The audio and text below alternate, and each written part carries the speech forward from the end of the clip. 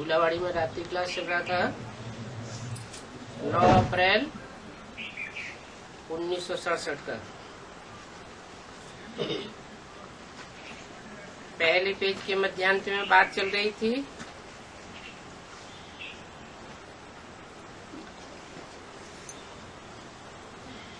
कि अब विनाश तो होना ही है,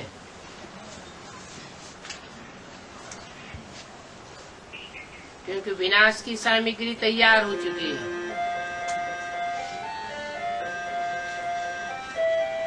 एटॉमिक एनर्जी आज से 70 साल पहले बनी ही नहीं थी, और 70 साल पहले भगवान भी सृष्टि पर नहीं आया हुआ था। 70 साल के अंदर ही भगवान भी आता है और स्थापना की सामग्री भी बाहर निकालता है और विनाश की सामग्री भी तैयार कराता है। नई दुनिया की स्थापना और पुरानी दुनिया का विनाश। वो सृष्टि रूपी मकान का मालिक है ना, तो वो जानता है कि अब ये दुनिया बहुत पुरानी हो चुकी है। मकान जब बहुत पुराना हो जाता है तो कोई भी रिपेयर करने वाला उसको रिपेयर करने के बावजूद भी उस मकान को संभाल नहीं पाता। ये सृष्टि रूपी मकान भी ऐसा ही है। 2500 साल के बाद बड़े अच्छे अच्छे रिपेयरर्स आए, इब्राहिम आए, बुद्ध आए, क्राइस्ट आए, गुरु नानक आए, विवेकानंद आए, अपने अपने तरीके से रिपेयर किया। लेकिन रिपेयर कितने दिन चलेगा? मकान तो पुराना होना ही है। अब इतना पुराना हो गया कि इस मकान में कोई भी नहीं कह सकता कि हम अपने जीवन भर तन से, मन से, धन से, समय से, संपर्कियों से और संबंधियों से सदा सुखी रहते।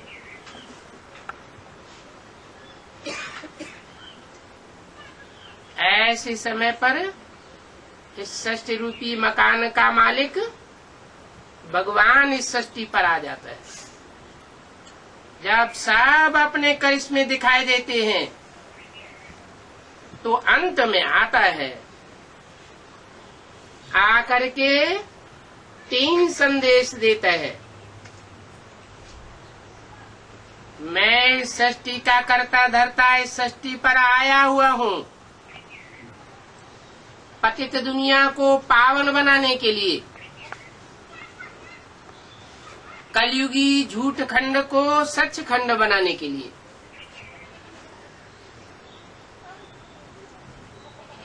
दो बातों का संदेश हुआ। एक तो भगवान आया हुआ है और दूसरा नई दुनिया बनाने के लिए आया हुआ है, और तीसरा संदेश है इस दुनिया का विनाश सामने खड़ा है, क्योंकि एटॉमिक एनर्जी तैयार हुई पड़ी है। सन 45 में हिरोशिमा नागासाकी के ऊपर 20-20 मेगावाट की बम्बियां पड़ी थी। तो दोनों शहर तबाह हो गए, और अभी तो हजारों हजार मेगावाट के एटम बम, हाइड्रोजन बम, कीटाणु बम तैयार हुए पड़े हैं।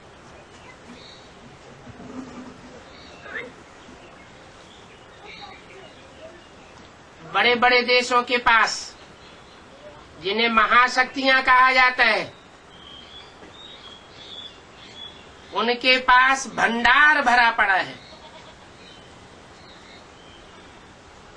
जिसके लिए गीता में भगवान ने बोला, हे अर्जुन, ये सारी दुनिया मेरे दाढ़ों के बीच में चबाई जाने वाली है। आसमान में ये एटम बम रूपी दाढ़ें तैर रही है और जमीन के अंदर सुरंगों में और समंदर में समाई हुई है।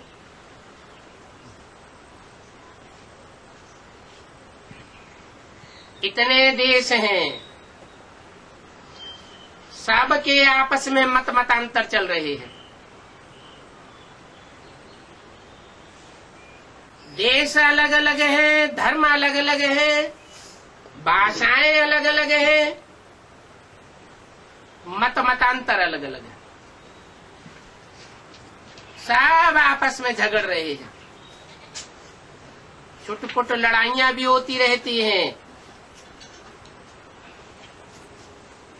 जैसे इराक की लड़ाई हुई, अफगानिस्तान की लड़ाई हुई। तो ऐसी ऐसी स्टेज भी आ पहुंची कि अब एटॉमिक युद्ध शुरू हुआ कि हुआ। लेकिन ये सब तो रिहर्सल हो रहा है। भगवान जिस कार्य के लिए आया हुआ है वो नई दुनिया की स्थापना जब तक नहीं होती है, नई दुनिया का नया संगठन जब तक तैयार नहीं होता है, तब तक विनाश रुका हुआ है। तो अब भगवान कहते हैं कि विनाश सामने खड़ा है, चिंगारी लगी हुई है। फिर सारी दुनिया में ये चिंगारी फैल जाएगी।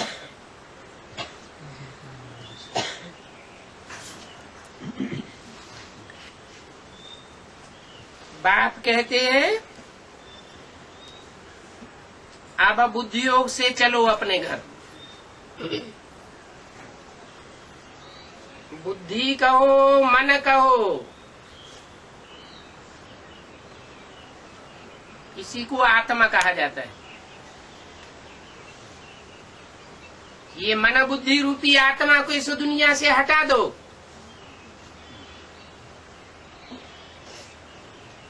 तब ही मेरे को याद कर सकेंगे।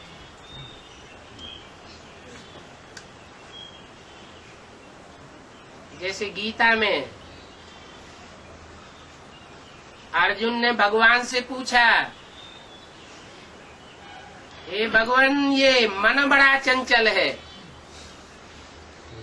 ये कंट्रोल में नहीं आता, इधर उधर भाग खड़ा होता है,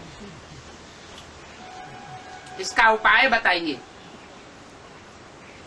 तो भगवान ने कहा, असंशयम महाबाहो मनोदुर्निग्रहम चलम अभ्यासेन तो कौन्तेय वैराग्येण च गृह्यते। दो बातें हैं जिनसे मन को कंट्रोल किया जा सकता है। एक तो अभ्यास करें, बार बार मन इधर उधर भागे, बार बार ईश्वर की स्मृति में लगाए, ये प्रैक्टिस पक्की करें। और दूसरा, ये प्रैक्टिस भी तब पक्की होगी जब इस दुनिया से वैराग आवेगा। जैसे मकान होता है, मकान को बनाने वाला बाप होता है, बाप के बच्चे होते हैं। बाप नया मकान बनाता है तो पुराना मकान तोड़ना पड़ता है। बच्चों की बुद्धि नए मकान में लग जाती है। पुराना मकान चूंकि टूटने वाला है, पुराना हो गया है, इसलिए उसमें से बुद्धियोग बच्चों का हट जाता है। तो ऐसे ही जो भगवान के समझदार बच्चे हैं, उनको इस षष्ठ रूपी मकान से जो कि पुराना हो चुका है, उसमें से अपना बुद्धियोग हटा लेना चाहिए।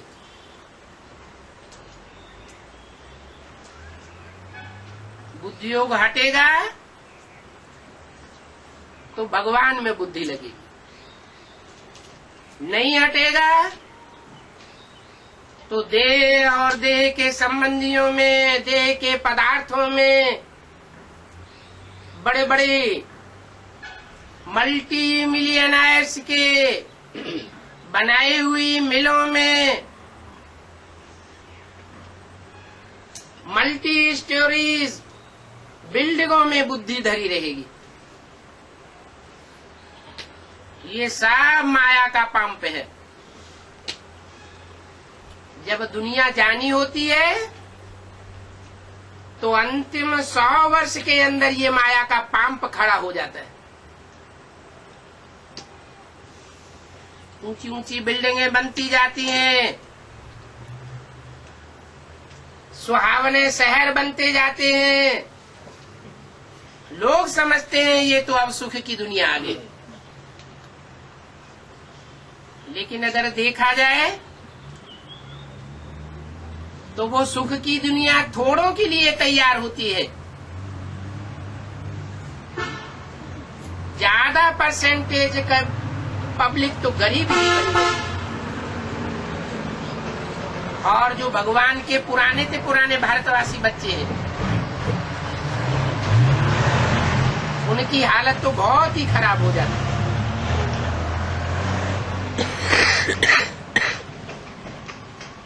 तो बताते हैं कि इस छीछी दुनिया से, पुरानी दुनिया से वैराग आना चाहिए।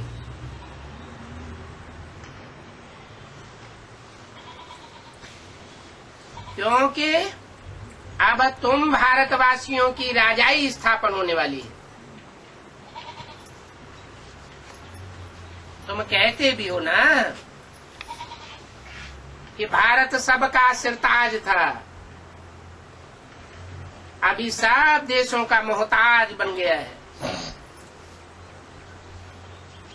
अभी भगवान बाप आकर के फिर इसे सब देशों का सरताज बनाने के लिए आया हुआ है। और धर्म पिताएं भी आते हैं।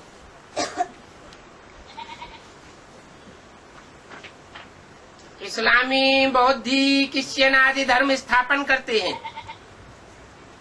वो सब 2500 वर्ष के अंदर आते हैं। उनकी सबकी हिस्ट्री मौजूद है। लेकिन भगवान ने जब आकर के ये नई दुनिया रची थी, सनातन धर्म की स्थापना की थी, उसका कोई को पता नहीं। हजारों वर्ष पुरानी बात हो चुकी है। सिर्फ गीता में इशारा दिया है कि 5000 साल पहले महाभारत युद्ध हुआ था। भगवान ने आकर के गीता ज्ञान सिखा करके राजयोग सिखाया था।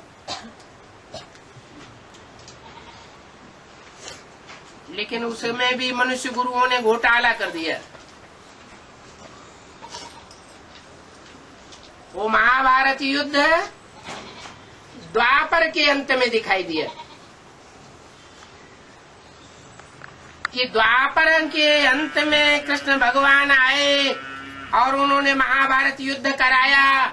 और युद्ध कराने के बाद 18 अक्षौणी सेना, जो आज की दुनिया की आबादी के बराबर है, सब खलास हो गई। 5 पांडव बचे। तो भगवान के आने का फायदा क्या हुआ? कलयुग के अंत में महाभारत युद्ध कराया, वो द्वापर के अंत में महाभारत युद्ध कराया और कलयुगी पापी दुनिया की स्थापना कर दी। तो क्या भगवान पापी दुनिया की स्थापना करने के लिए आता है? किसी को कुछ पता नहीं है। इन शास्त्र लिखने वालों को भी पता नहीं है कि भगवान कब आता है। गीता में लिख दिया संभवामि युग युगे, मैं हर युग में आता हूँ। अरे तो कोई बाप होता, मकान बनाता है तो नए मकान को गिरा देता है क्या? सतो प्रधान मकान को तो नहीं गिराता। सतो सामान्य स्टेज में भी मकान होता है तो भी नहीं गिराता। जब टूटने फूटने लगता है, रजो प्रधान हो जाता है, अति ही टूट फूट हो जाती है, बैठना मुश्किल हो जाता, सोना मुश्किल हो जाता, तो तमो प्रधान मकान को गिराता है।